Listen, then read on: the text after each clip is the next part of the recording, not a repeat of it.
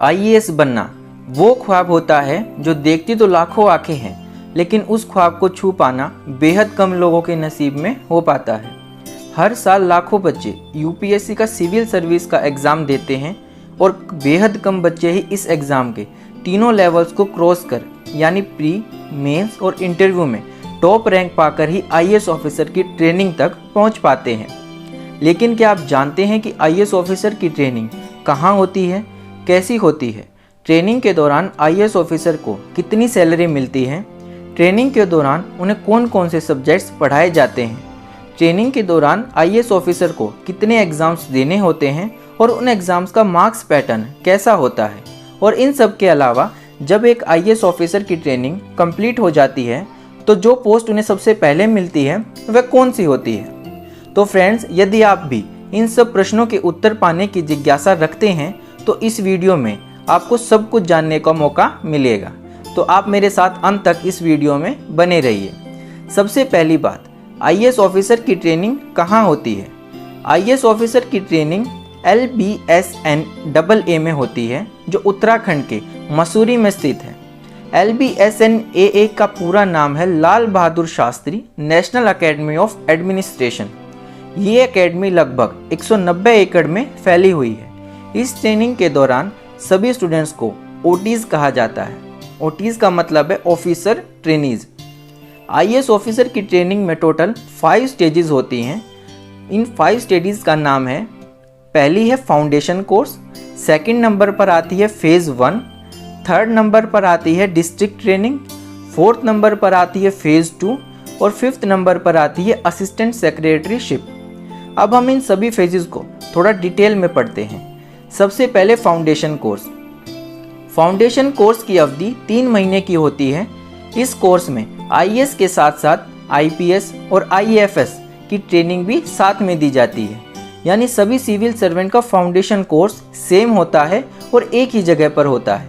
Foundation course start होते ही पहले महीने के बाद ही ओटीज की सैलरी स्टार्ट हो जाती है, जो 7th पे कमीशन के हिसाब से 56,100 रुपीज़ होती है।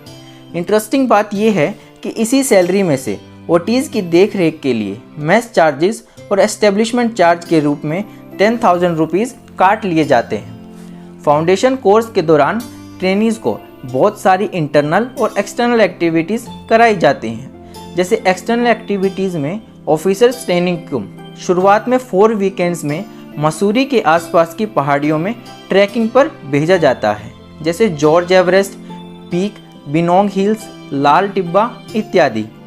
इसके बाद वीकेंड ट्रैक्स खत्म होने के बाद अकेडमी द्वारा 100 किलोमीटर का हिमालयन ट्रैक भी आयोजित किया जाता है, जिसमें सभी ऑफिसर ट्रेनीज को पार्टिसिपेट करना कंपलसरी होता है।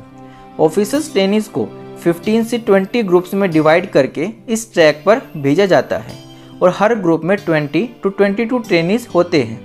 ये ट्रैकिंग 10 डेज तक चलती है। इसके अलावा फाउंडेशन कोर्स के दौरान ओटीज का 15 से 20 ग्रुप में डिवाइड करके भारत के विभिन्न गाँव में भ्रमण के लिए भेजा जाता है, जिसे विलेज विजिट कहते हैं। ये 7 डेज का प्रोजेक्ट होता है। इसमें ओटीज को भारत के गाँवों का जीवन शैली के साथ साथ उनकी समस्याओं और जटिलताओं का एहसास प्रत्यक्ष रूप से कराया जाता है। इसके अलावा ट्रेनीज को ये भी ज्ञात कराना होता है कि जो स्कीम्स सेंट्रल और स्टेट गवर्नमेंट द्वारा ग्रामीण इलाकों के लिए चलाई जा रही हैं, उनका फ़ायदा उन तक पहुंच भी रहा है या नहीं। इसके अलावा भी ग्रामीण इलाकों में मेडिकल फैसिलिटीज़ और जॉब अपॉर्चुनिटीज़ जैसे विषयों पर ध्यान देकर एक रिपोर्ट तैयार करनी होती है, जो उन्हें बाद में अकेडमी में सबमिट करानी होती है। इन सब के अलावा अकेडमी में इंडिया डे भी आयोजित किया जाता है, जिसमें ऑफिसर्स ट्रेनीज अपनी संस्कृति, कला और रीति रिवाजों की प्रदर्शनी करते हैं।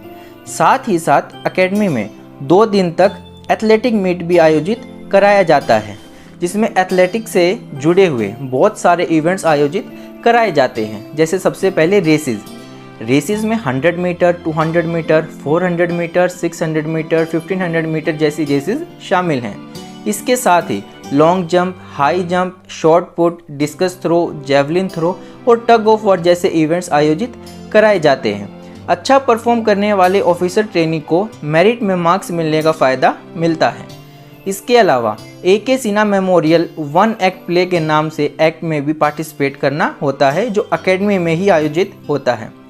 इसके अलावा अकेडमी में होमी भाभा साइंस डिबेट भी होता है और ओटीज़ के साहित्य और कविता के क्षेत्र में लिटरेचर डेवलपमेंट के लिए लिट फेस्ट भी आयोजित कराया जाता है। इसके अलावा अकेडमी में ऑफिसर्स ट्रेनिंग की ECM भी होती है। ECM यानी एक्स्ट्रा करिकुलर मॉड्यूल। ECM में टोटल 15 टाइप के स्किल्स होते हैं, जिनमें से ओटीज़ को अपनी हॉबी और इंटरेस्ट के अनुसार कोई एक स्किल सेलेक्ट करनी होती है। उसके बाद उसी स्किल में उस ट्रेनिंग की ट्रेनिंग की जाती है। इन सब के अलावा इस एकेडमी में विभिन्न तरह के क्लब्स और सोसाइटीज़ हैं जो डिफरेंट टाइप एक्टिविटीज़ कंडक्ट कराती हैं।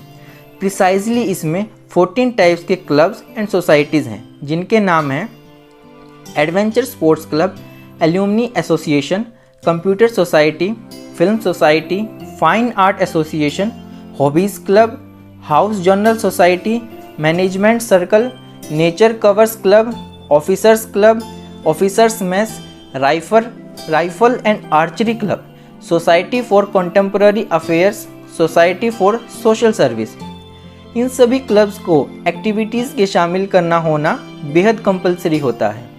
ये जो भी एक्टिविटीज़ मैंने आपको बताई, ये सारी फाउंडेशन कोर्स के अंतर्गत एक्सटर्नल एक्टिविटीज़ का हिस्सा थी। अब बात करते हैं फाउंडेशन कोर्स के इंटरनल एक्टिविटीज़ के बारे में। इंटरनल एक्टिविटीज़ में ऑफिसर्स ट्रेनिंग के लिए क्लासरूम कंडक्ट कराई जाती हैं, जो इसी ज्ञानशिला बिल्डिंग में कंडक्ट होती हैं। अब बात करते हैं उन सब्जेक्ट्स की जो इन सभी ऑफिसर्स ट्रेनिंग्स को पढ़ाए जाते हैं। इनमें मेन सब्जेक्ट्स हैं public administration, law, economics, management and behavioural science, political concept and constitution of India, Indian history and culture. इसके अलावा ICT की भी ट्रेनिंग दी जाती है। ICT यानी इंफॉर्मेशन एंड कम्युनिकेशन टेक्नोलॉजी, जिसके अंतर्गत कंप्यूटर की बेसिक स्टडी कराई जाती है। आगे चलकर इन सब्जेक्ट्स का एग्ज़ाम भी कंडक्ट कराया जाता है। एकेडमी में जाने के बाद पहला एग्ज़ाम मिड टर्म एग्ज़ाम होता है, जो अक्टूबर के एंड में होता है। ये एग्ज़ाम इन ट्रेनीज़ का पहला रिटन और सब्जेक्टिव टाइप एग्ज़ाम होता है। ये एग्ज़ाम क्लियर करके ये ट्रेनीज़ फाउंडेशन कोर्स के लास्ट और मेन एग्ज़ाम के लिए एलिजिबल हो जाते हैं। फाइनल एग्ज़ाम दिसंबर के स्टार्टिंग में कंडक्ट कराया जाता है। फाइनल एग्ज़ाम का मार्क्स पैटर्न कुछ इस तरह का है। Public administration 90 marks, law 90 marks, economics 90 marks, management and behavioural 60 marks, political concept and constitution of India 60 marks, Indian history and culture 60 marks. इसके अलावा लैंग्वेज पेपर और ICT का एग्ज़ाम भी होता है, जो 50-50 मार्क्स का होता है। हालांकि लैंग्वेज पेपर और ICT एग्ज़ाम केवल क्वालिफाइंग एग्ज़ाम हैं, यानी एकेडमी में इनके मार्क्स ऐड नहीं होंगे। इसके अलावा डायरेक्टर्स असेसमेंट भी होता है, जो 150 मार्क्स का होता है, जिसके अंतर्गत बुक रिव्यू और एस्से राइटिंग जैसे स्किल्स इन्वॉल्व किए जाते हैं। और इसके बाद पहले बताई गई सभी एक्सटर्नल एक्टिविटीज़ के मार्क्स भी इसमें इन्वॉल्व किए जाते हैं, जो कुल मिलाकर 300 मार्क्स के होते हैं। इस तरह से फाउंडेशन कोर्स के एग्ज़ाम का टोटल किया जाए तो एग्ज़ाम टोटल बनता है 900 मार्क्स। इस तरह IAS ट्रेनिंग को फेज़ 1 में जाने के लिए फाउंडेशन कोर्स क्रैक करना ज़रूरी होता है। फाउंडेशन कोर्स का एग्ज़ाम पास करने के बाद ऑफिसर्स ट्रेनिंग को स्टेट कैडर अलॉट कर दिया जाता है। फाउंडेशन कोर्स के बाद सभी सर्विसेज के सिविल सर्वेंट्स अपनी अपनी एकेडमी चले जाते हैं, केवल IAS ऑफिसर्स ट्रेनिंग्स को छोड़कर। अब हम आगे दोस्तों फाउंडेशन कोर्स कंप्लीट करने के बाद IAS ऑफिसर्स ट्रेनिंग के फेज़ 1 की ट्रेनिंग की शुरुआत करते हैं। फेज़ 1 की शुरुआत भारत दर्शन से होती है। भारत दर्शन को विंटर स्टडी टूर भी कहा जाता है। ये लगभग 40 से 45 दिनों का टूर होता है। ऑफिसर्स ट्रेनिंग को अलग अलग ग्रुप में डिवाइड करके देश के विभिन्न राज्यों के अलग अलग जगहों पर भेजा जाता है। हर ग्रुप में 18 से 20 ट्रेनी होते हैं। इन ऑफिसर्स ट्रेनिंग को पब्लिक और प्राइवेट सेक्टर के वर्किंग एरियाज़ में भेजा जाता है और साथ ही ट्राइबल एरियाज़ का दौरा भी कराया जाता है। साथ ही डिफरेंट वॉलंटियर ग्रुप्स और NGO के साथ भी इंटरेक्शन कराई जाती है। इसके अलावा 5 दिनों का आर्मी अटैचमेंट भी कराया जाता है। टूरिस्ट और अट्रैक्टिव प्लेसेस का भ्रमण भी कराया जाता है। भारत भ्रमण का मकसद इन ऑफिसर्स ट्रेनीज को भारत की विविधता का प्रत्यक्ष अनुभव कराना तथा अलग अलग ऑर्गेनाइजेशन का कामकाज एक दूसरे से किस प्रकार प्रभावित होता है, उसका क्या असर पड़ता है, ये महसूस कराना होता है। ये भारत दर्शन कंप्लीट होने के बाद सभी ट्रेनी ग्रुप्स अपने कैंपस यानी LBSNAA में लौट आते हैं। यहाँ लौटने के बाद इन सभी ऑफिसर ट्रेनीज को क्लासेस कंडक्ट कराई जाती हैं और फाउंडेशन कोर्स वाले सब्जेक्ट्स की ही डीपली स्टडी कराई जाती है। फेज़ 1 के और फाउंडेशन कोर्स के सब्जेक्ट्स में अंतर ये है कि यहाँ 2 सब्जेक्ट्स पढ़ाए नहीं जाते हैं। फेज़ 1 में भी इंटरनल और एक्सटर्नल एक्टिविटीज़ दोनों तरह की एक्टिविटीज़ कराई जाती हैं। एक्सटर्नल एक्टिविटीज़ में जैसे trekking, plays, lit fest etcetera. इसके अलावा इंटर सर्विसेज मीट भी आयोजित कराई जाती है जिसे संगम कहते हैं, जो 3 दिनों तक चलने वाला स्पोर्ट्स मीट होता है। अमूमन ये मीट मार्च के लास्ट में कंडक्ट कराया जाता है। इसके अलावा फेज़ 1 ट्रेनिंग में 4 जोनल डेज का आयोजन भी कराया जाता है, जो एकेडमी में ही कराया जाता है। जोनल डेज में ऑफिसर्स को अपने एलोकेटेड स्टेट कैडर की सांस्कृतिक रीति रिवाजों और व्यंजनों का प्रदर्शन करना होता है। सिलेबस कंप्लीट होने के बाद फेज़ 1 का एग्ज़ाम होता है जिसको कुल मार्क्स हैं 500। हालांकि इन मार्क्स में ICT और एक्सटर्नल एक्टिविटीज़ के मार्क्स ऐड नहीं होते हैं। फेज़ 1 एग्ज़ाम क्लियर करने के बाद ऑफिसर्स ट्रेनिंग की अलग स्टेज यानी डिस्ट्रिक्ट ट्रेनिंग स्टार्ट होती है, जो 1 साल तक उनके एलोकेटेड स्टेट कैडर में कंडक्ट कराई जाती है। डिस्ट्रिक्ट में ट्रेनिंग के दौरान ऑफिसर्स की उस स्टेट की एडमिनिस्ट्रेटिव ट्रेनिंग इंस्टीट्यूट में लगभग 2 महीने की ट्रेनिंग होती है। ट्रेनिंग पूरी होने के बाद ऑफिसर ट्रेनीज की डिस्ट्रिक्ट लेवल ऑफिसर्स के साथ अटैचमेंट होते हैं, जैसे कलेक्ट्रेट, जिला परिषद, म्युनिसिपल कॉरपोरेशन और तहसीलदार ऑफिसर्स। इसके अलावा स्टेट सेक्रेटरीट और CM ऑफिस के साथ भी अटैचमेंट कराए जाते हैं। सभी अटैचमेंट कंप्लीट होने के बाद ऑफिसर्स ट्रेनी को SDM या असिस्टेंट कलेक्टर के रूप में इंडिपेंडेंट चार्ज दे दिया जाता है, ताकि इन ऑफिसर्स ट्रेनी को स्वतः डिसीजन मेकिंग और कार्यालयों का प्रत्यक्ष अनुभव मिल सके। डिस्ट्रिक्ट ट्रेनिंग कंप्लीट होने के बाद ऑफिसर ट्रेनिंग वापस कैंपस यानी LBSNA लौट आते हैं। डिस्ट्रिक्ट ट्रेनिंग के बाद ऑफिसर्स ट्रेनिंग की फेज़ 2 की ट्रेनिंग स्टार्ट होती है। फेज़ 2 की ट्रेनिंग लगभग 6 हफ्तों तक चलती है। इस ट्रेनिंग की खास बात यह है कि इस फेज़ में ना तो कोई सब्जेक्ट पढ़ाया जाता है और ना ही कोई एग्ज़ाम कंडक्ट कराया जाता है। इस फेज़ में ऑफिसर ट्रेनिंग को अपने 1 साल के डिस्ट्रिक्ट ट्रेनिंग के अनुभव को सबके साथ शेयर करना होता है।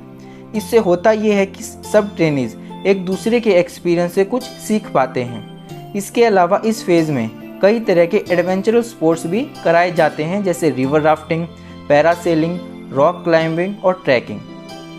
इन सब के अलावा इन ऑफिसर ट्रेनिंग का एक फॉरेन स्टडी टूर भी होता है। फेज़ 2 की स्टडी या ट्रेनिंग कंप्लीट होने के बाद सभी IAS ऑफिसर ट्रेनी को JNU यानी जवाहरलाल नेहरू यूनिवर्सिटी से पब्लिक मैनेजमेंट में मास्टर्स की डिग्री प्रदान की जाती है। फेज़ 2 के बाद इन ट्रेनीज की असिस्टेंट सेक्रेटरीशिप की शुरुआत होती है। इसमें सभी ऑफिसर ट्रेनी को दिल्ली जाना होता है। दिल्ली में सेंट्रल गवर्नमेंट की 36 टाइप्स की मिनिस्ट्रीज़ होती हैं, जिनमें से अलग अलग मिनिस्ट्री में ऑफिस ट्रेनीज को भेजा जाता है, जहां उन्हें बतौर असिस्टेंट सेक्रेटरी नियुक्त किया जाता है।